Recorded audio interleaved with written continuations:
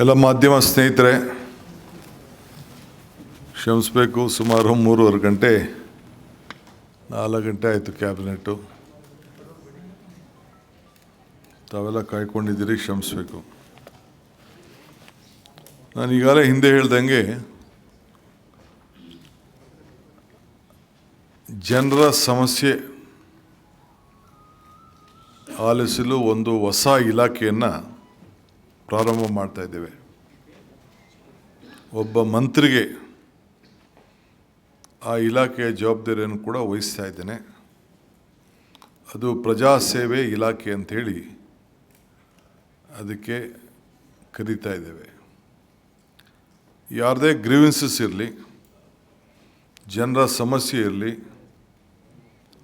ಪ್ರತಿಭಟನೆ ಮಾಡೋರಿರಲಿ, ಅವರ ನೋವುಗಳನ್ನು ಹೇಳ್ಕೊಳ್ಳಿಕ್ಕೆ, ಅವರ ಸಮಸ್ಯೆಗಳನ್ನು ಬಗೆಹರಿಸಲಿಕ್ಕೆ ಸರ್ಕಾರದ ಆ ಇಲಾಖೆಗೆ ಸಂಬಂಧಪಟ್ಟಂಥ ಅಧಿಕಾರಿಗಳಿಗೆ ಆ ವಿಚಾರಗಳನ್ನು ತಲುಪಲಿಕ್ಕೆ ಈ ಇಲಾಖೆ ಕೆಲಸ ಮಾಡ್ತದೆ.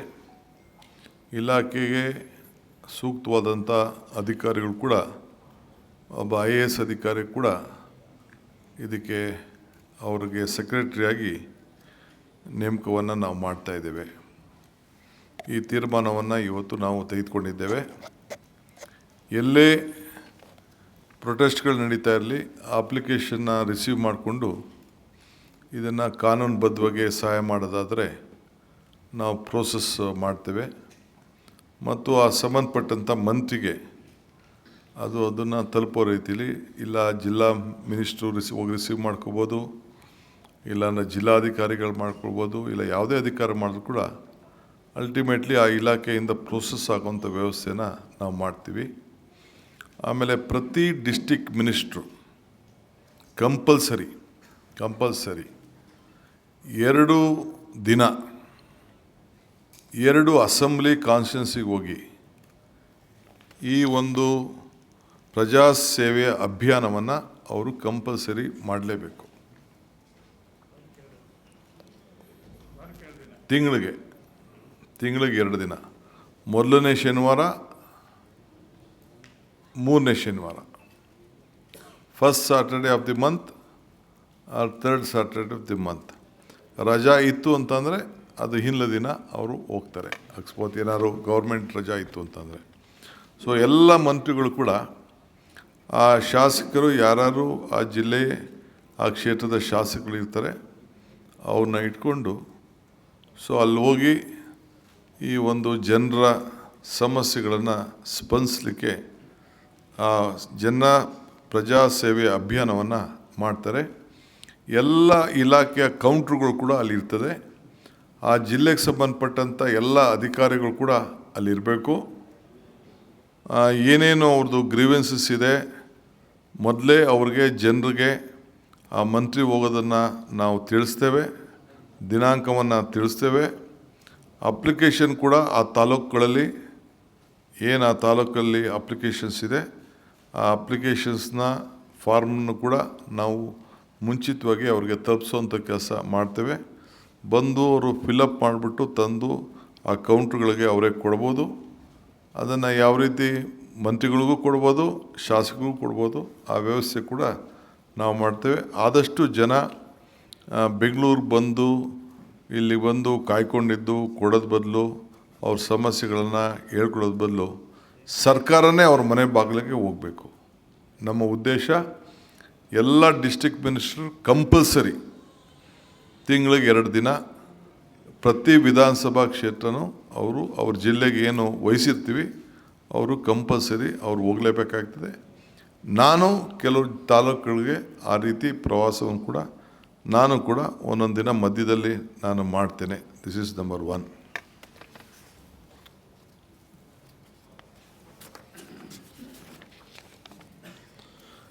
ಎರಡನೇದು, ಇನ್ನೊಂದು ಭಾಳ ಪ್ರಮುಖವಾದ ವಿಚಾರ ಮೊನ್ನೆ ನಾನು ನಿಮಗೆಲ್ಲ ವ್ಯಕ್ತಪಡಿಸಿದ್ದೆ.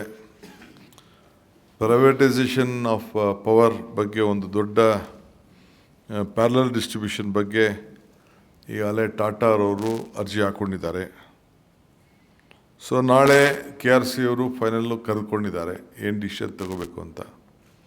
ಬಟ್ ನಾನು ಎಲ್ಲ ಎಸ್ಕಾಮ್ಸ್ಗೆ ಸರ್ಕಾರದ ವತಿಯಿಂದ ನಾನು ಅವ್ರಿಗೆ ಹೇಳಿದ್ದೇನೆ, ನಿಮ್ಮ ಅಬ್ಜೆಕ್ಷನನ್ನು ಕಂಪ್ಲೀಟ್ ನೀವು ಹಾಕಬೇಕು, ಸರ್ಕಾರ ಸಮ್ಮತಿ ಮಾಡಲಿಕ್ಕೆ ಆಗೋದಿಲ್ಲ ಅನ್ನೋದನ್ನು ನೀವು ನಿಮ್ಮ ಎಸ್ಕಾಮ್ಸ್ ಅವರು ನೀವು ತಿಳಿಸ್ಬೇಕು ಅಂತೇಳಿ ಅವ್ರಿಗೆ ಹೇಳಿದ್ದೇನೆ.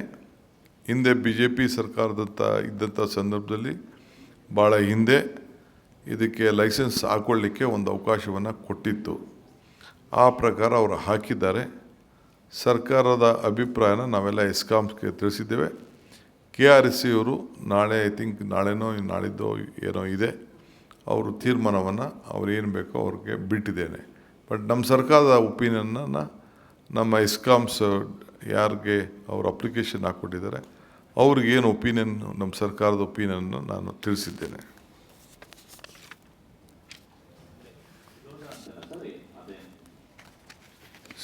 ಸರ್ಕಾರ ಈಗ ಅವರು ಹಾಕೊಂಡಿರೋದು ಸರ್ಕಾರಕ್ಕೆ ಅರ್ಜಿ ಹಾಕಿಲ್ಲ,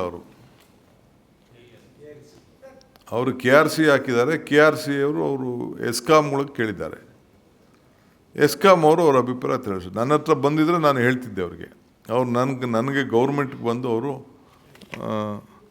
ಕೇಳಿಲ್ಲ, ಪರ್ಮಿಷನ್ ಅವ್ರು ಕೇಳಿಲ್ಲ. ಪ್ಯಾರಲಲ್ ಡಿಸ್ಟ್ರಿಬ್ಯೂಷನ್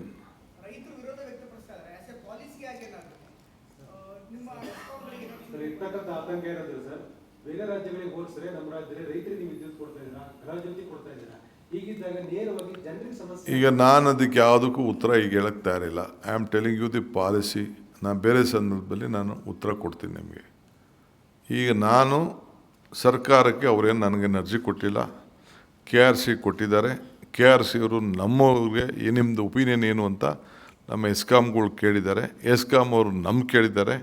ನಾವು ಸರ್ಕಾರದವರು ನೀವು ಇದಕ್ಕೆ ಒಪ್ಪಕ್ಕೆ ಹೋಗಬೇಡಿ, ನಮ್ಮ ಸರ್ಕಾರದ ಸಮ್ಮತ ಇದಕ್ಕೆ ಬರುವುದಿಲ್ಲ ಅನ್ನೋದನ್ನು ನೀವು ತಿಳಿಸಿ ಅನ್ನೋದನ್ನು ನಾನು ಹೇಳಿದ್ದೇನೆ.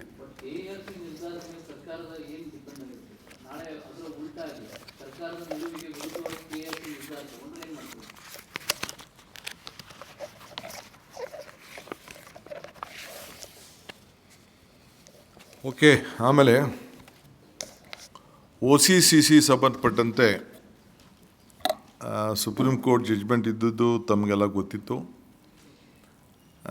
60-40 ಪ್ಲಸ್ 20% ಅಪ್ ಆ್ಯಂಡ್ ಡೌನ್ ಅದಕ್ಕೆ ಪರ್ಮಿಷನ್ ಕೊಟ್ಟಿತ್ತು. ಭಾಳ ಹಳ್ಳಿಗಳಿಂದ ಮತ್ತೊಂದಿಂದ ಕೆಲವರಿಗೆಲ್ಲ ಭಾಳ ರಿಕ್ವೆಸ್ಟ್ ಇತ್ತು, ಅವ್ರಿಗೆಲ್ಲ ಎಕ್ಸೆಪ್ಟ್ ಮಾಡಬೇಕು ಅಲ್ಲಿವರೆಗೂ ಅಂಥೇಳಿ. ರೆಸಿಡೆನ್ಷಿಯಲ್ಗೆಲ್ಲ ಭಾಳ ಒತ್ತಡ ಇತ್ತು, ಅದಕ್ಕೆ ನಾವು ಒಪ್ಪಿದ್ದು. ಸೊ ಅದಕ್ಕೆ extension last date of application, ಕೆಲವು ನಾವು ಅಪ್ಲಿಕೇಶನ್ ಹಾಕಿಲ್ಲ, ನಾವು ಬಿಲ್ಡಿಂಗ್ ಕಟ್ಬಿಟ್ಟಿದ್ದೀವಿ ಅಂತೆಲ್ಲ ಹೇಳ್ತಾಯಿದ್ರು. ಅದಕ್ಕೆ ಯಾರ್ಯಾರು ಬಿಲ್ಡಿಂಗ್ ಕಟ್ಟಿದ್ದಾರೆ ಅದಕ್ಕೆ ಡೀಟೇಲ್ಸ್ ಕೊಟ್ಟು, ಬಿಲ್ಡಿಂಗ್ ಫೋಟೋಗ್ರಾಫ್ಸ್ ಕೊಟ್ಟು, ಎಲ್ಲ ದಾಖಲೆಗಳ ಸಮೇತ ಅವರ ಕೋಆರ್ಡಿನೇಟ್ಸು ಕೂಡ ಎಲ್ಲ ಗಮನದಲ್ಲಿಟ್ಕೊಂಡು ಅವರ ಅಡ್ರೆಸ್ಸು ಕ್ಲೀನಾಗೆಲ್ಲ ಸಮೇತ 15ನೇ ತಾರೀಕುವರೆಗೂ ಅಪ್ಲಿಕೇಶನ್ ಹಾಕ್ಕೊಳ್ಳಿಕ್ಕೆ ಅವಕಾಶವನ್ನು ಕೊಟ್ಟಿದ್ದೇವೆ. ಆಗಸ್ಟ್